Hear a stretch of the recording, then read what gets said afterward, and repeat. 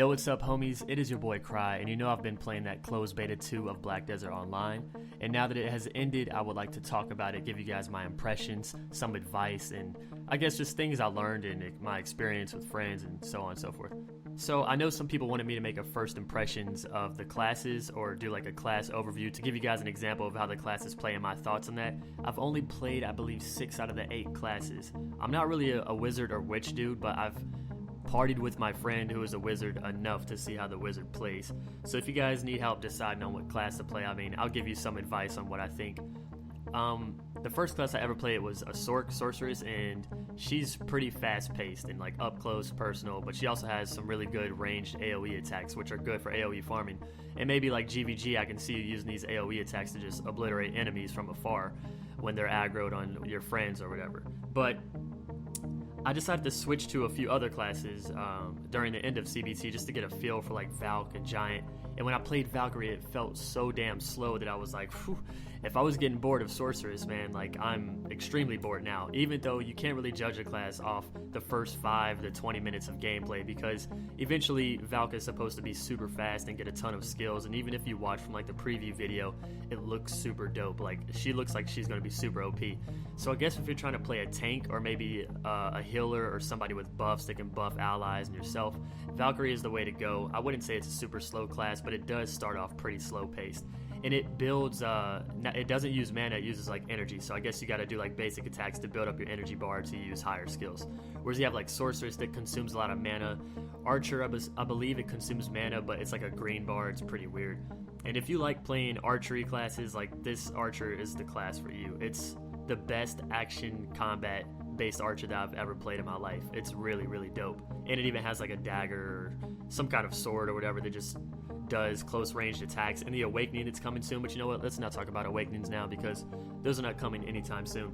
The Giant was pretty fast paced from the beginning, but he ran really slow. But what I've heard from talking to Twitch chat is that in-game Giant is probably the most mobile character you can play as, and it's pretty scary. That's what somebody said. So you know, Giant was badass with the 2 axes, and I hear he spin to win as well. He seems like a pretty fun class to play, just not my style. I don't like playing, you know, Hunchback of Notre Dame kind of classes, right? And then you have Wizard, Witch, and like I said, I haven't played those, but Wizard seemed like a really good class to AoE farm mobs, and he seems super OP.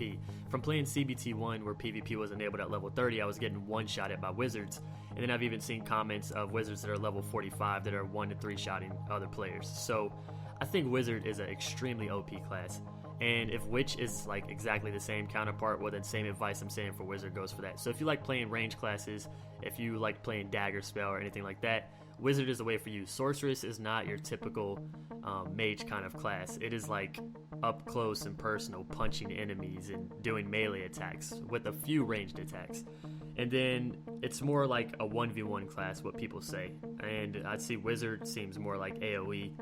But, you know, don't take my word for all this. This is just my impressions of these classes. So this isn't my final verdict on what the classes are. You see what I'm saying? And then you have Tamer. And I've played a lot of Tamer. I really love Tamer. A lot of people would tell you that Tamer is going to suck because it's going to get nerfed. But the thing is, it's not nerfed yet. Tamer is extremely OP right now. It will get nerfed later. So if you play Tamer now, you'll be super OP. But don't let people telling you that it's going to be nerfed be a reason that you don't want to choose it, because it will still be good. It's just your pet won't scale with your gear. I think that's what happens. Your pet will no longer scale. Once the patch comes that's going to nerf Tamer, that's when you will need like better gear to keep up. But if you decide to play Ninja later on and you play Tamer now, you can actually pass the weapon from Tamer to Ninja. I think the same applies for Kunoichi, but I can't confirm. And then you have Warrior, which I didn't get to play, but they said that Valk was a more graceful kind of warrior. Warrior doesn't have like healing buffs and stuff like that, so he just seems like more of a melee DPS kind of guy. I don't think he's more of a tank. I think Valk is still the tank kind of class you want to play as. I don't know if I'm missing any other classes. Maybe I'm missing another class. Sorry if I am, guys, but these are just the impressions of the classes that I've played so far. Combat in this game is A1 steak sauce, guys. It is the best fucking combat I've ever played in my life. Usually when I play action combat games, it's a little clunky like Terra. It just feels like you miss a lot. I mean, maybe I'm just not skilled enough, but this game just feels so good as combat. From an Arcage player, when people ask me this or Arcage, Blade and Soul or this, well, I'm more of a sandbox guy. You can't really compare this game to a theme park game like Blade and Soul, where it's more of instance-based dungeon fighting and stuff. But this game, dude, I mean, I'm not even just a fanboy. I wasn't sold on it from the moment that it launched. I even played Korean like the first week it launched or whatever, and it's just, this game is so fucking good. You can never really run out of things to do. And even though this is a sandbox game that kind of consumes your life to actually build your character up over time like it did Arcade, to grind for gear and things like that,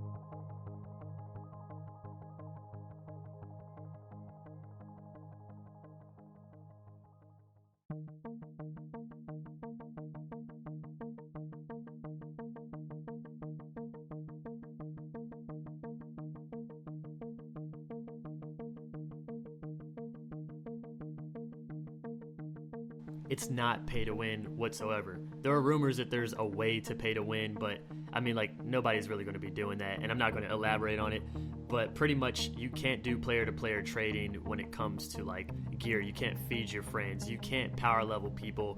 If they're, like, in the 6 level range of you, so a 31 and a 37, you can still farm together, gain experience, but after the 6 levels, you can't gain experience from each other. The auction house is fixed pricing, so you can't inflate the auction house. You can't go and buy out a ton of items and then put it back up for cheaper, put it back up for more, and change the prices like that. They give you a range, a lowest price and a highest price, and you can set it on there like that. Some people aren't happy with that, but at the same time, this prevents gold sellers, this prevents bots. The fact that the game is buy to play prevents a lot of bots. I highly doubt we're going to see a lot of gold sellers. We're probably not going to see any at all in launch. Usually when you play games, you see like faction chat is just AIDS out with the gold bots, and it won't be like that for this game. Now, eventually, gold sellers will always make their way into a game somehow, so it's probably going to happen. It's inevitable, but this game has taken all the precautions it can to prevent pay to win and gold selling, so I think that's really good. Now, the one problem that I did have with closed beta was the price of certain items on the cash shop, but after Reddit going so crazy over that, and you know, I even spoke about it in my last video, I don't think these prices are going to stay. I don't think a costume is going to remain $32. If it does, will I buy it? Hell no. I won't buy a costume for $32 at once, but I will buy a costume in parts. Like, you can buy certain pieces for cheaper if you don't want the whole costume set. Now, one thing somebody said on Reddit was, you know, they're giving us this buy-to-play game, but it still seems like a free-to-play model, which it shouldn't. Like, we should be getting better for what we're paying. We shouldn't be getting $32 costumes. That's free-to-play shit, you know? You want to make the most of your money off cosmetics and stuff, that's fine, but if the game was free-to-play and you had costumes for $32, I can understand it. The fact that we're already paying a lot of money for the game, not even a lot, $29.99 is cool. It's a great price for a AAA game like this. I would pay it gladly, but still to have costumes so high priced is like a free-to-play model kind of cash shop, and I don't like that. I did elaborate a little bit on the dying system. I'm going to say I like the dying system more than I hate it. I love the fact that there's 800 different shades of one color, you know? The only thing I don't like about it is that you can only use one dye once, unless you get multiples of that dyes, but you're not guaranteed, because when you buy dyes, it's RNG on which shade you will get. So that's the only problem I have, that you can't use a dye one time. If I want to dye the arm piece red, but then I want to dye the chest piece red, I have to have 2 reds, but instead I ended up with a red and a dark red, so I have to choose 2 different dyes, if you guys see what I'm saying. The things that I've learned from gaining experience is you will mostly gain experience from mobs. This game is very grindy. If you don't like grindy games, this game is not for you, friends. The way that you gain experience the most is by grinding mobs, and it's fun to do with friends, because one thing you will probably see upon launch, especially once you can flag up for PvP, is if you're farming mobs by yourself, there's probably going to be a group of players that are going to come over and Shrek your ass and take your grinding spot. So it's best to be in a group. I would say best to be in a group late game, because one thing I've learned is me and my friends, we were playing this game together from like 1 to 30, and we grinded a lot together, and our experience was just really bad. I mean, it took a long time to gain 1 level, but once I left the party and started grinding the area by myself, it may have been slightly harder because the mobs were a bit more than hard to kill for me, but I was gaining so much more experience. I could level up 3 times in the amount of time it would take me to level up once with the group.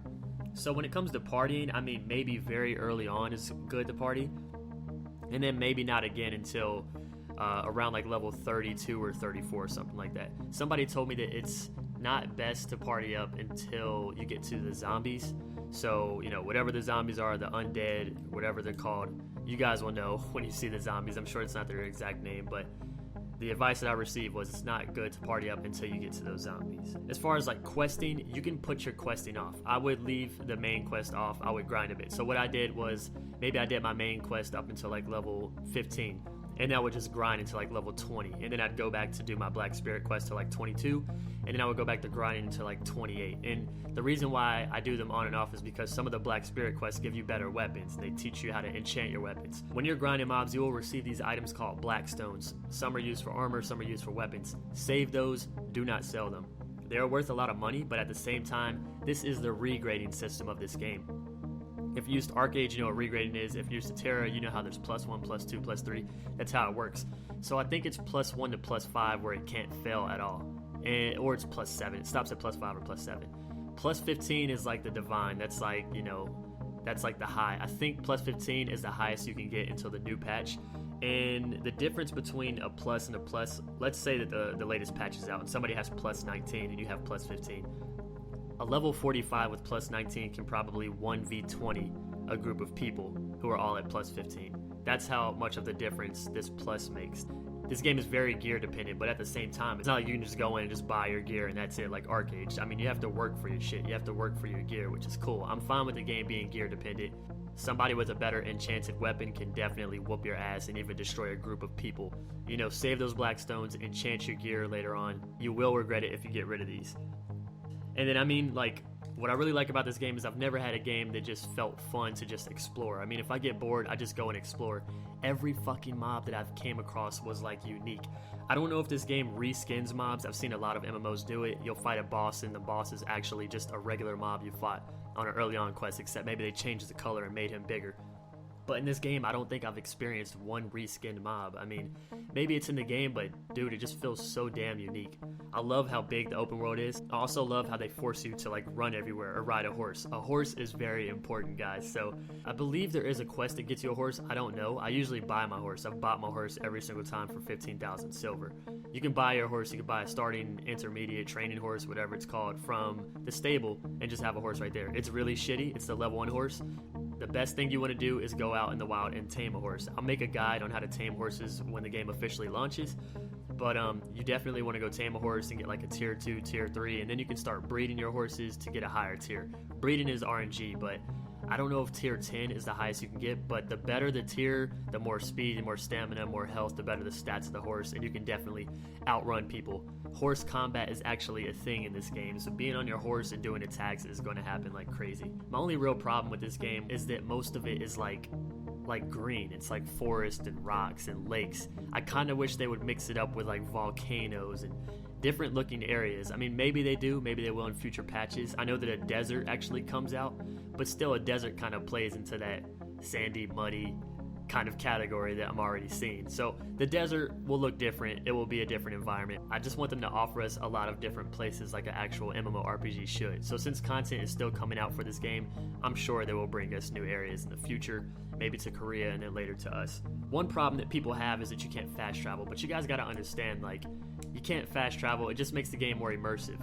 But it's like, damn, dude, but then I gotta walk everywhere. But you gotta also understand the game has autopathing. I've seen some people say everything is great about this game except the autopathing. How could you say that when the map is so fucking huge that if you actually wanted to run to the other side of the map, it would probably take you 30 minutes or 10 minutes, most likely, depending on where you're going. Nobody's really going to go from the top of the map to the bottom of the map. But after you've explored such a huge area already by like level 15 and you need to autopath back to a city, it's probably going to take you somewhere from 5 to 10 minutes. And who wants to just manually walk or run there when you can just autopath?